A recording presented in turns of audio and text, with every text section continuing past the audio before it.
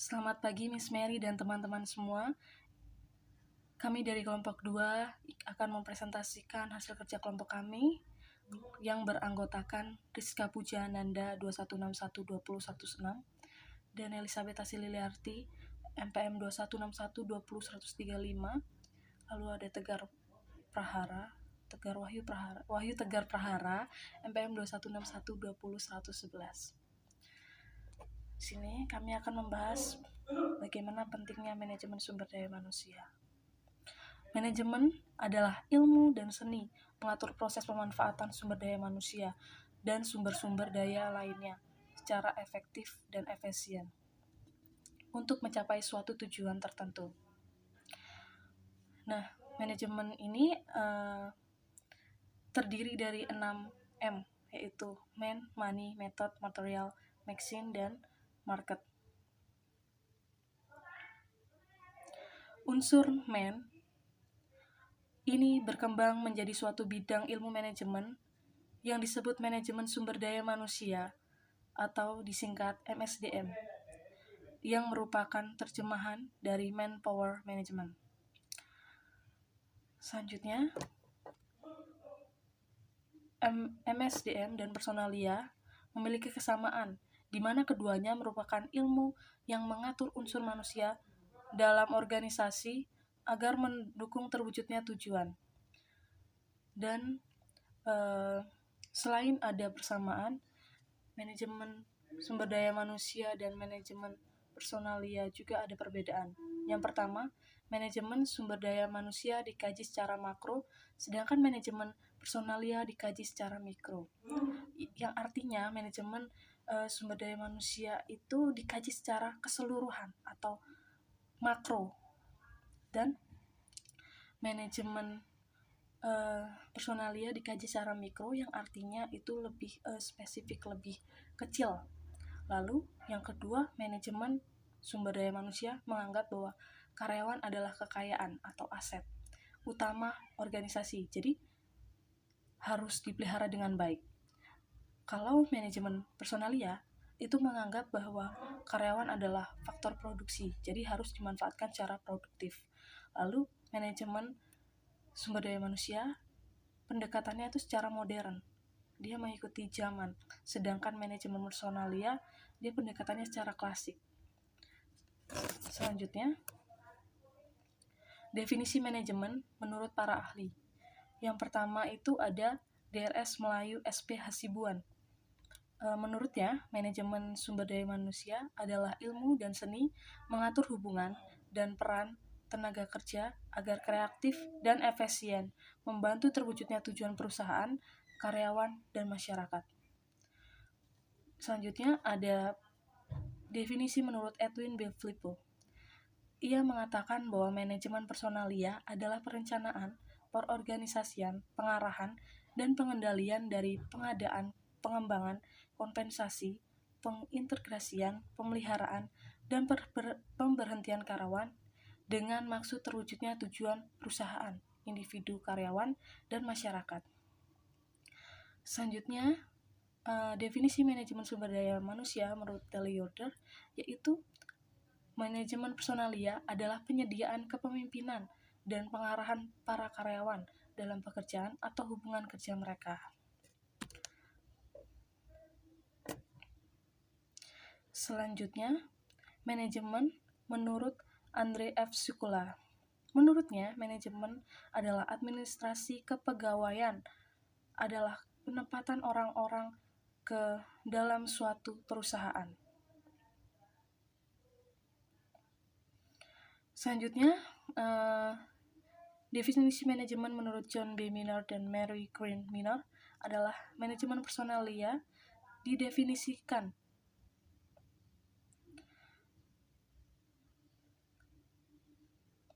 sebagai suatu proses pengembangan, menerapkan, dan menilai kebijakan-kebijakan, prosedur-prosedur, metode-metode, dan program-program yang berhubungan dengan individu karyawan dalam organisasi. Dan selanjutnya, definisi manajemen menurut Michel J. Jussius adalah manajemen personalia adalah lapangan manajemen yang pertalian dengan perencanaan, pengorganisasian, dan pengendalian bermacam-macam fungsi, pengadaan, pengembangan, pemeliharaan, dan pemanfaatan tenaga kerja sedemikian rupa. Sehingga, yang pertama,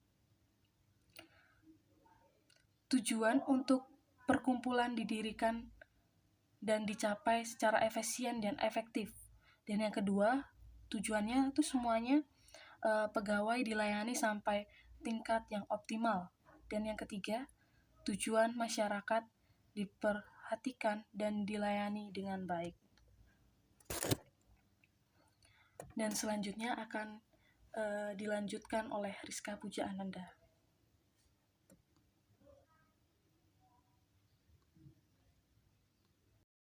Baik, selanjutnya adalah komponen MSDM. Jadi, komponen MSDM itu terbagi menjadi 3. Yang pertama adalah pengusaha, yang kedua karyawan, dan yang ketiga pimpinan atau manajer.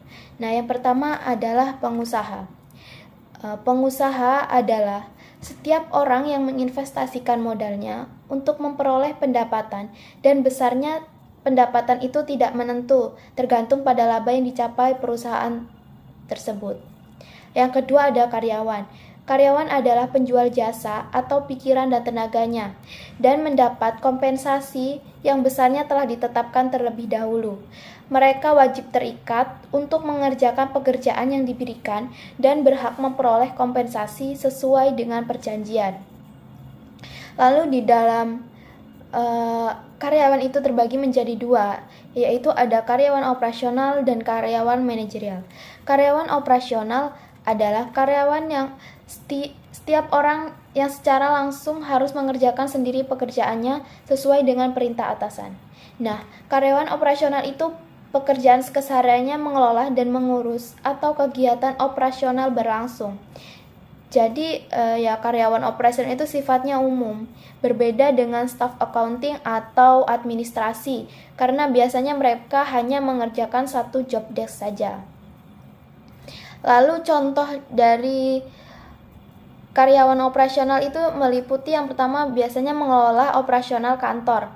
Misalnya di kantor terjadi masalah listrik atau pemadaman lampu, lalu sulitnya internet, sinyalnya mati. Nah, itu biasanya dari karyawan operasional. Lalu selanjutnya karyawan operasional juga membuat absensi karyawan, lalu mengurus perizinan perusahaan. Jadi, tentunya karyawan operasional ini akan berhubungan dengan banyak orang dan juga divisi, sehingga komunikasi merupakan skill wajib yang harus dimiliki oleh karyawan operasional. Yang kedua adalah karyawan manajerial. Karyawan manajerial adalah setiap orang yang berhak memerintah bawahannya untuk mengerjakan sebagian pekerjaannya dan dikerjakan sesuai dengan perintah. Mereka mencapai tujuannya melalui kegiatan orang lain. Jadi tentunya tugas karyawan manajer itu yaitu memimpin, mengarahkan, dan mengawasi staf untuk bekerja sama dalam mencapai tujuan. Namun, seorang manajer yang hebat itu akan membentuk tim yang bekerja membantu perusahaan untuk mewujudkan visi bisnis. Lalu di dalam karyawan manajerial ini dibedakan atas manajer lini dan manajer staff. Nah, manajer lini atau first line. Jadi manajer lini yaitu seorang pemimpin yang berperan langsung dalam pengawasan dan pemantauan aktivitas koordinasi kerja karyawan di perusahaan. Nah, profesi manajer lini ini dalam struktur organisasi itu berada di tingkat manajemen pertama. Artinya jabatan manajer ini memiliki kedekatan dengan para karyawan secara langsung. Jadi segala bila ada karyawan yang hendak menyampaikan pendapat, misalnya dalam keberlangsungan operasional, itu bisa dengan manajer lini. Nah, komponen yang ketiga yaitu pemimpin atau manajer. Nah, pemimpin adalah seseorang yang mempergunakan wewenang dan kepemimpinannya untuk mengarahkan orang lain serta bertanggung jawab atas pekerjaan orang tersebut dalam mencapai suatu tujuan. Asas-asas kepemimpinan adalah bersikap tegas dan rasional, bertindak konsisten dan berlaku adil dan jujur. Jadi, kalau mau menjadi pemimpin itu paling tidak mempunyai 5 sikap tersebut. Jadi, kalau misalnya pemimpin kok bekerjanya males-malesan, nggak tegas, itu malah menjadi tidak disegani oleh karyawan. Lalu ada rasional, itu jelas. Kan rasional itu kan menurut pikiran yang logis, yang sehat, dan masuk akal. Jadi seorang pemimpin memang harus logis, masuk akal tindakannya begitu. Lalu setiap pemimpin atau manajer adalah termasuk manajer personalia karena tugas-tugasnya mengatur personalia yang menjadi bawahannya. Lalu ada berikut 2 pendapat yang membedakan manajer lini dan manajer personalia. Yang pertama dari E.L. Thirst. Manajer lini dalam pemimpin perusahaan dengan pendapatan sosial sistem dan technical system atau pendekatan sistem sosioteknik agar interaksi atasan dan bawahan harmonis dalam mewujudkan hasil yang optimal. Yang kedua dari Chester E. Bernard. Manajer personalia pendekatannya hanya dengan sistem kerjasama sosial atau cooperative social system approach.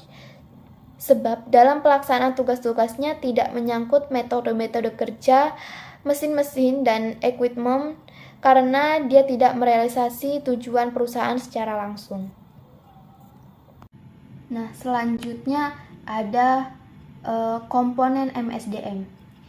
Jadi, MSDM mengatur dan menetapkan program kepegawaian yang mencakup masalah-masalah sebagai berikut. Yang pertama, menetapkan jumlah, kualitas, dan penempatan tenaga kerja yang efektif sesuai dengan kebutuhan perusahaan berdasarkan job description, job specification, job recruitment, dan job evaluation. Nah, yang pertama adalah job description atau penjabaran kerja jabatan. Jadi dari situlah ditentukan jumlah, misalnya dari staf accounting atau administrasi itu dibutuhkan berapa karyawan. Lalu kualitas. Nah, kalau bicara dengan kualitas, tentu saja kalau sudah di bagian administrasi atau accounting itu kan karyawan itu harus memenuhi syarat, misalnya pandai dalam hitung-menghitung atau bisa mengelola uang. Karena dalam perusahaan nanti akan dibutuhkan untuk mengelola uang masuk, uang keluar, dan sebagainya. Nah, kalau dia sudah memenuhi syarat seperti itu, berarti dia sudah masuk dalam kriteria di dalam penempatan secara kualitas begitu.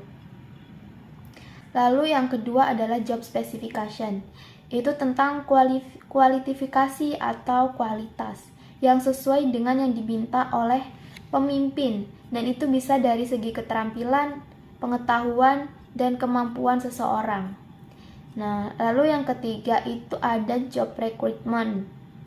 Nah, job recruitment itu tentang persyaratan untuk menempati jabatan, yaitu seperti pendidikan formal yang terakhir ditempuh, lalu sertifikat, pelatihan yang pernah dia ikuti, lalu pengalaman kerja sebelumnya. Nah, biasanya dalam job recruitment itu tuh disebar waktu penyebaran lowongan pekerjaan. Biasanya dalam lowongan pekerjaan itu kan tertera, ada di situ ada untuk dibuka lowongan kerja untuk staff manager, dibutuhkan untuk pendidikan S1 dengan IPK minimal 3, sekian. Lalu dengan sertifikasi tidak pernah terjerat dalam hukum. Lalu dalam segi pengalaman kerja sebelumnya dan jenis kelamin dan sebagainya. Nah, itu termasuk dalam job recruitment. Nah, yang terakhir itu adalah job evaluation. Nah, ini adalah suatu proses sistematis untuk menentukan nilai pekerjaan dalam suatu pekerjaan. Nah, disitulah dilakukan penilaian pekerjaan, tanggung jawab, keterampilan, dan pengalaman kerja berdasarkan standar objektif. Yang kedua, menetapkan penarikan seleksi dan penempatan karyawan berdasarkan asas the right man in the right place and the right man in the right job. Artinya, orang yang tepat di tempat yang tepat dan orang yang tepat di pekerjaan yang tepat. Gitu. Nah, lalu yang ketiga, menetapkan program kesejahteraan, pengembangan, promosi, dan pemberhentian. Yang keempat, ada meramalkan penawaran dan permintaan sumber daya manusia pada masa yang akan datang. Yang kelima, memperkirakan keadaan perekonomian pada umumnya dan perkembangan perusahaan pada khususnya. Lalu yang keenam, memonitor dengan cermat undang-undang perburuhan dan kebijaksanaan pemberian balas jasa perusahaan-perusahaan sejenis. Yang ketujuh, memonitor kemajuan teknik dan perkembangan serikat buruh. Yang kedelapan, melaksanakan pendidikan, latihan, dan penilaian prestasi karyawan. Yang kesembilan, mengatur mutasi karyawan baik virtual maupun horizontal. Dan yang kesepuluh, mengatur pensiun, pemberhentian, dan pesangonnya. Nah, selanjutnya ada perkembangan MSDM. Nah, perkembangan MSDM didorong oleh kemajuan peradaban, pendidikan, ilmu pengetahuan, dan tuntutan daya saing produksi barang dan jasa yang dihasilkan. Nah, MSDM sudah ada sejak adanya kerjasama dan pembagian kerja di antara dua orang atau lebih dalam mencapai tujuan tertentu. Jadi, mulanya MSDM itu terpadu dalam manajemen atau belum menjadi ilmu yang berdiri sendiri. Lalu, perkembangan MSDM didorong oleh masalah-masalah. Yang pertama itu adalah masalah ekonomis, masalah politis, dan masalah sosial. Masalah ekonomis itu ada, yang pertama ada semakin terbatasnya faktor-faktor produksi menuntut agar sumber daya manusia dapat bekerja lebih efektif dan efisien. Yang kedua, karyawan akan meningkatkan moral kerja, kedisiplinan, dan prestasi kerjanya jika kepuasan diperoleh dari pekerjaan. Lalu adanya persaingan tajam untuk mendapatkan tenaga kerja yang berkualitas di antara perusahaan. Lalu para karyawan semakin menuntut keamanan ekonominya di masa mendatang. Lalu yang kedua, masalah politis. Masalah politis itu bisa meliputi hak asasi manusia semakin mendapat perhatian dan kerja paksa tidak diperkenankan lagi. Yang kedua itu campur tangan pemerintah dalam mengatur perburuhan semakin meningkat. Lalu adanya persamaan hak dan keadilan dalam memperoleh kesempatan kerja. Lalu ada emansipasi wanita yang menuntut kesamaan hak dan memperoleh pekerjaan. Lalu yang terakhir adalah masalah sosial. Masalah sosial itu meliputi ada timbulnya pergeseran nilai di dalam masyarakat akibat pendidikan dan kemajuan teknologi. Misalnya, anggapan anak akan memberikan jaminan hidup di masa tua berubah menjadi uang pensiun yang akan menjamin masa tuanya. Lalu berkurangnya rasa kebanggaan terhadap hasil pekerjaan akibat adanya spesialisasi pekerjaan yang mendetail. Misalnya, dahulu mendesain mengerjakan hingga selesai dikerjakan sendiri dan hasil akhirnya dapat dilihat. Namun sekarang hanya mengerjakan satu suku cadang saja dan hasil akhirnya itu tidak diketahui. Contohnya, dalam pabrik kapal terbang hanya membuat satu jenis baut. Lalu ada semakin banyak pekerja wanita yang karena kodratnya perlu mendapat pengaturan dengan perundang-undangan. Nah, yang selanjutnya adalah metode pendekatan MSDM. Nah, dalam mempelajari MSDM ada 3 pendekatan yang dapat dilakukan, yaitu yang pertama ada pendekatan mekanis. Keuntungan spesialisasi ini pekerjaannya semakin terampil dan efektivitas semakin besar. Namun di dalam kelebihan pasti ada kelemahannya, dan kelemahannya itu pekerjaan membosankan para pekerja, mematikan kreativitas dan kebanggaan mereka dalam bekerja semakin berkurang. Lalu yang kedua ada pendekatan paternalis. Nah, pada pendekatan paternalis atau paternalistic approach, manajer untuk mengarahkan bawahannya untuk bertindak seperti bapak terhadap anak-anaknya. Jadi di situ para bawahannya diperlakukan dengan baik, fasilitas-fasilitas diberikan, bawahan dianggap sebagai anak-anaknya. Namun di dalam pendekatan ini ya itu jadinya mengakibatkan karyawannya itu menjadi manja, sehingga bakal karyawan akan bermalas-malasan sehingga bisnis bisa mengalami kerugian. Lalu kelangsungan hidupnya itu bakal terancam kalau dalam pendekatan paternalis tersebut.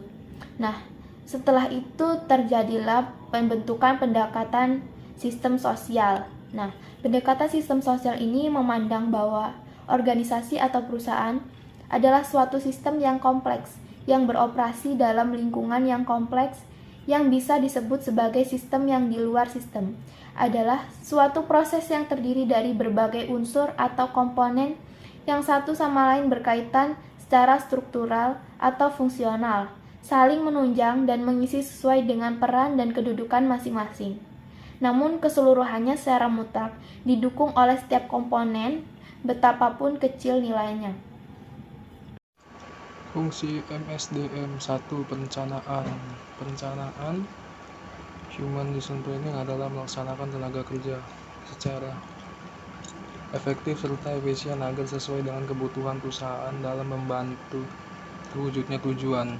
Kedua, perorganisasian, yaitu kegiatan untuk mengorganisasikan semua karyawan dengan menetapkan pembagian kerja, hubungan kerja, delegasi warnanya integrasi, dan koordinasi. Bagian koordinasi organisasi hanya merupakan alat untuk mencapai tujuan.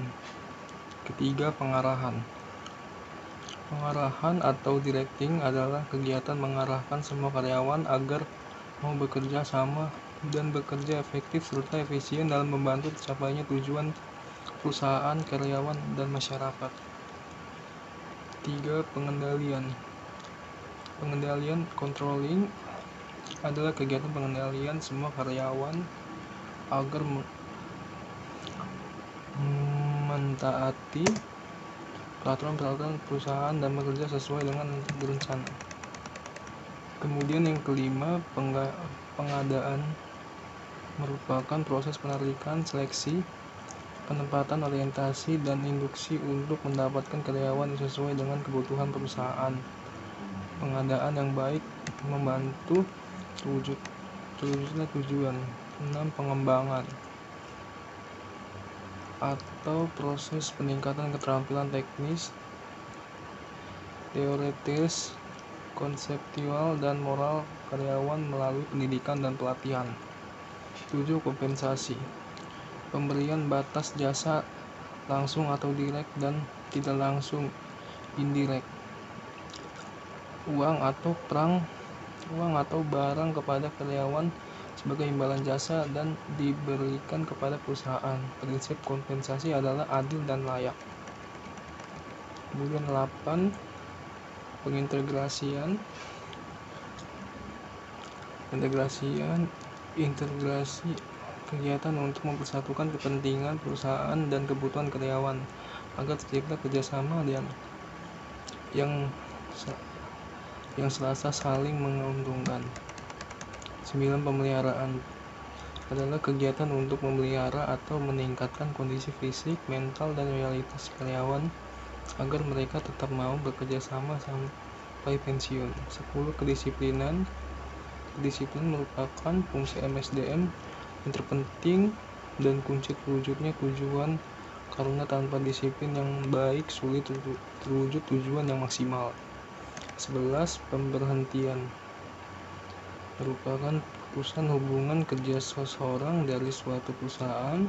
Pemberhentian ini disebabkan oleh keinginan karyawan, keinginan perusahaan, kontrak kerja berakhir, pensiun, dan sebab-sebab lainnya. Pelepasan ini diatur oleh Undang-Undang Nomor 12 Tahun 1964.